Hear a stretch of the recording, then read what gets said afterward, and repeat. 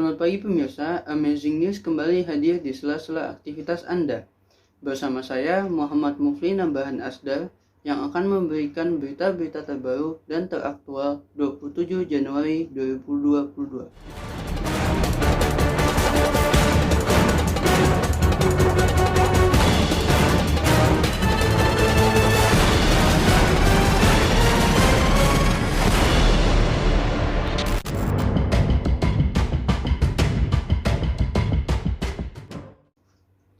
Pemirsa, pandemi COVID-19 tak lantas membuat ancaman terorisme berkurang. Para pengabdi ideologi kekerasan itu tetap saja bekerja menyebarkan paham sesat mereka, termasuk dengan menyasar badan usaha milik negara atau BUMN.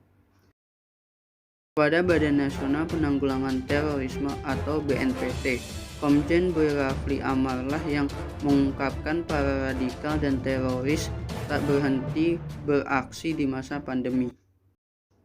Dalam rapat kerja dengan Komisi 3 DPR, Selasa 25 Januari lalu, Rafli menyebut mereka terus mencoba mendapatkan dukungan dari lintas kalangan. Unsur yang bekerja di sektor pemerintah, termasuk BUMN, pun menjadi ajang garapan. Tentu mereka tidak asal menetapkan sasaran. Mereka bekerja secara sistematis dengan memandang jauh ke depan. BUMN diincar dengan tujuan memanfaatkan sumber daya yang dimiliki negara. Dengan menguasai unsur BUMN, mereka berharap bisa mendapat dukungan finansial juga nantinya. Temuan BNPT tersebut menegaskan tidak ada elemen bangsa yang luput dari ancaman terorisme. Sebelum juga terungkap, paham intoleransi dan radikalisme sebagai tahapan menuju terorisme terus disebarkan di sekolah hingga perguruan tinggi. Paham menyimpang itu juga harus coba ditanamkan di institusi pendidikan keagamaan. Banyak pesantren yang bahkan diduga sudah terafiliasi dengan jaringan terorisme. Setidaknya ada 4 jaringan terorisme di negeri ini saat ini. Pertama ialah Jamaah Islamiyah atau JI yang terafiliasi dengan Al-Qaeda, lalu Jamaah Ansharud Daulah atau JAD, dan Jamaah Ansharul Khilafah atau JAK yang berhubungan dengan Islamic State. Lalu ada Mujahidin Indonesia Timur atau MIT yang berpusat di Poso, Sulawesi Tengah. Mereka selain terus mencoba menebar teror, tak menyurutkan langkah menyebarkan paham teror ke masyarakat. Mereka selain terus mencoba menebar teror, tak menyurutkan langkah menyebarkan paham teror ke masyarakat. Artinya, bibit-bibit teroris terus coba disemai untuk kemudian dipanen sebagai agen kekerasan nantinya. Kajian dan temuan tersebut tentu tak bisa dipandang dengan sebelah mata. Harus terus kita suarakan bahwa terorisme masih ada.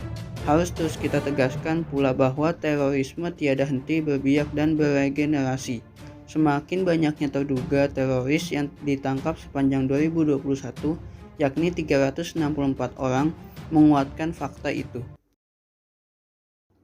Jumlah itu meningkat cukup signifikan ketimbang hasil tangkapan 2020, yakni 232 orang.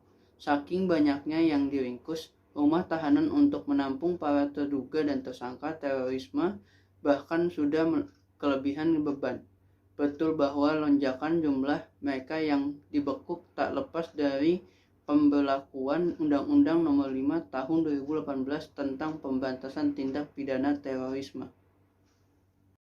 Dengan undang-undang itu, aparat bisa melakukan pencegahan sebelum teroris beraksi menebar ketakutan dan kematian. Kendati begitu, peningkatan jumlah terduga atau tersangka teroris merupakan alarm bagi kita untuk tetap waspada. Harus disadari bahwa di sekitar kita teroris belum habis. Kita mengapresiasi keberhasilan aparat dalam mendeteksi bahwa teroris terus melebarkan jaringan ke segala sektor, termasuk BUMN.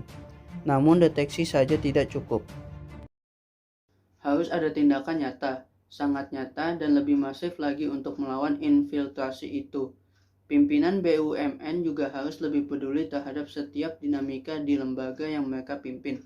Pastikan tidak ada karyawan yang terinfeksi oleh virus terorisme lalu mentransmisikannya. Pastikan pula setiap kegiatan steril dari agenda terselubung terorisme.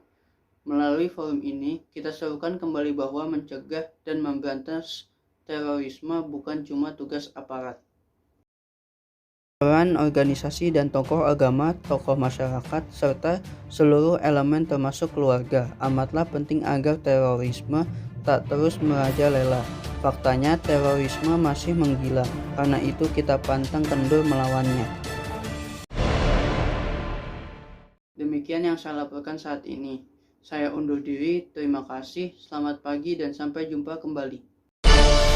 Audio Jungle.